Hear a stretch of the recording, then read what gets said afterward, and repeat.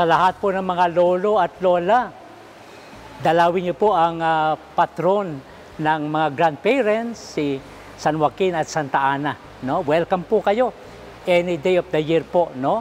At yung pong namimintuho para magkaroon ng anak, no? Dalhin niyo po ang inyong prayer intention kay pong Ana. At marami na pong mga kwento ng himala sa mga ina na nagnais magkaroon ng anak, bumulong kay Santa Ana at sila napagbigyan. No?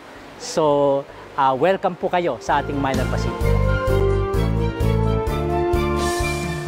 Sa atin pong mga viewers, inanyayahan ko po kayo na makibahagi sa pagdiriwang ng kapistahan ni Pong Ana dito sa Taguig sa July 26 po. No?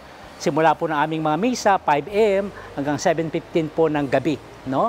At sana po, mag-pilgrimage po kayo sa aming simbahan. At ito po ay tinalaga ng aming Mahalabi bilang isang pilgrim churches sa buong diocese ng Pasig. So sana po, dalawin niyo po kami.